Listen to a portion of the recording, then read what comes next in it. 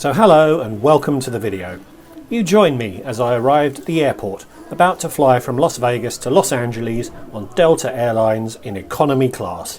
Yes, I do fly economy quite often actually.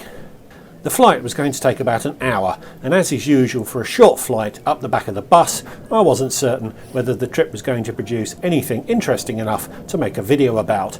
So I didn't record an intro to camera, although I did keep the camera rolling. And as it turned out, the flight was actually quite interesting, particularly the descent into Los Angeles. So if you'd like to see what happened, and would like to see some pretty footage of LA, then stick around. Hi, I'm Matt. Over the last 25 years, I've travelled a lot. I've lived in 5 countries on 4 continents. I've flown over 1.3 million miles. I've visited over 100 countries, every American state, but I'm nowhere near done. So hit subscribe to see where I go next and perhaps get some inspiration for your next trip. The Delta check-in area was virtually deserted. This was around midday, but I decided to try one of the automated counters, and within seconds I had a boarding pass. I should welcome you to McCarran International Airport in Las Vegas. Oh, I'm sorry, I'll read that again. Welcome to the Reid International Airport in Las Vegas. Since 1941, the Las Vegas airport had been named after a Democratic senator from Nevada called Pat McCarran.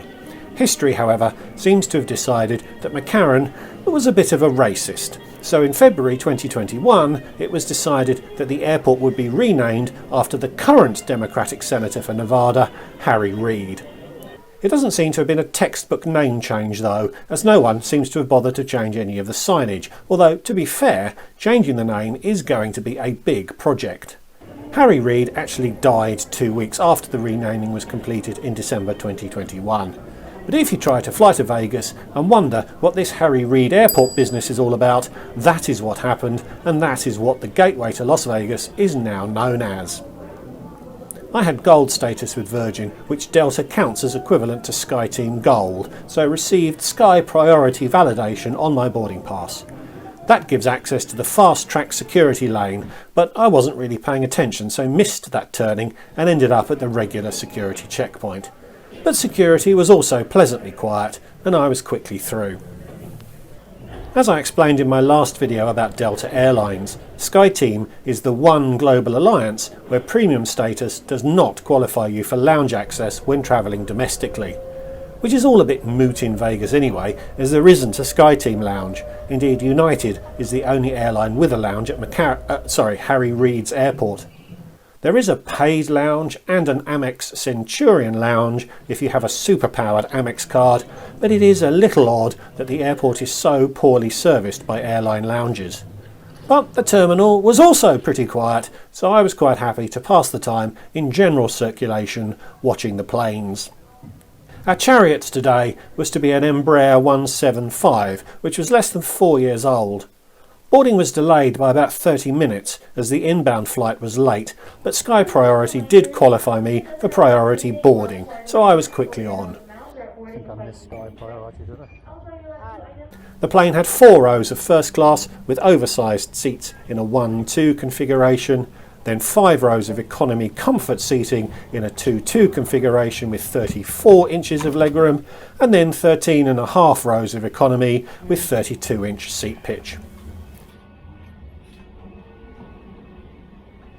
The advertised 32 inches seemed a little exaggerated, but it was fine for a short flight.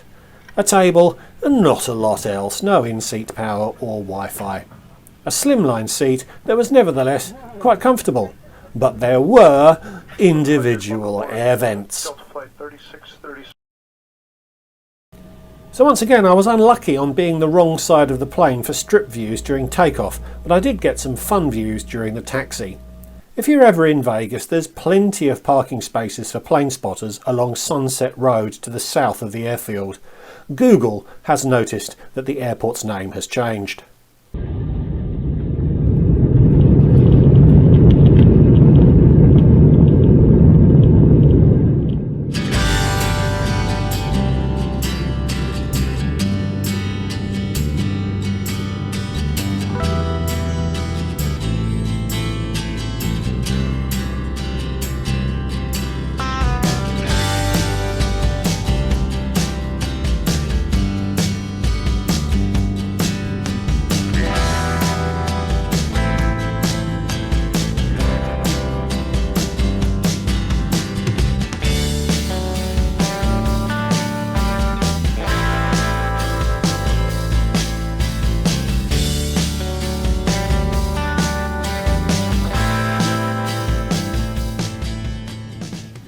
After takeoff, we did get a pretty cool view of the Stratosphere Hotel and of downtown Las Vegas.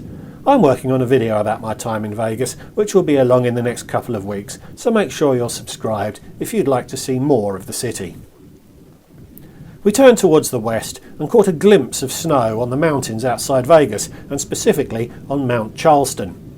You might think of Vegas as being a hot city all year round, but it gets pretty cold in winter. I've actually been in Vegas when it's been snowing on the Strip. That's quite unusual, but it does happen. It turned out that the reason for the inbound delay was turbulence. The air was clear but bumpy, particularly around Los Angeles, so the crew determined that it would be too risky to offer an in-flight service, which wasn't a big deal on a flight that was only 45 minutes long, but the views out of the window were great. We flew straight into LAX airport from the east, and I got a great view of the north of Los Angeles as we descended. More snow. As with Vegas, you don't think of LA as being a snowy city. It's got a similar latitude to Marrakesh after all, but you will see snow on the hills north of LA most years. As I said in my contrarian video, which is over a year old now, gulp, I quite like Los Angeles. I lived in Orange County for a year, which is part of the LA metropolitan area, but tries hard to maintain a distinct identity. But I frequently travelled up to and around LA and got to know it quite well. So it's always nice to fly in on a clear day and reacquaint myself with some of the sights.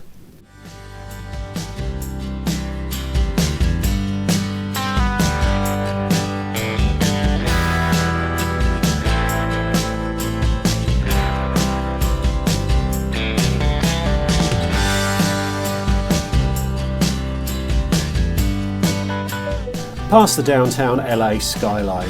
With the naked eye you could see the Hollywood sign, but it hasn't really come out on the video. It was 12 miles away.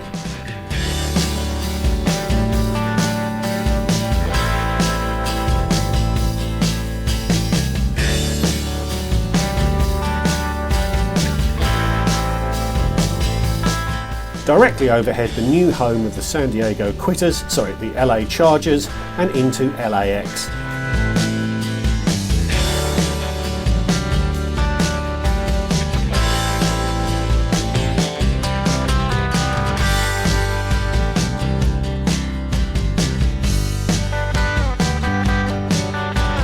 Just before you cross the airport boundary, we saw the famous Plane Spotters In-N-Out burger.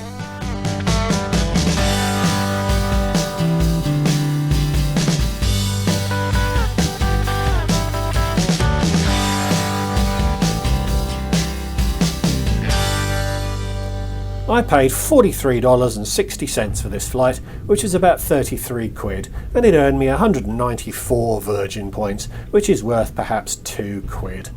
Pretty good value, I thought, for a relatively short but very scenic flight. So there you go, a short, dull economy flight that was actually quite interesting. Please like this video if you enjoyed it. Leave me a comment. Do you like Los Angeles, or do you think it's a dump as well? And as always, please subscribe if you're new. So thanks for watching, and I'll see you all again in the next one. Goodbye.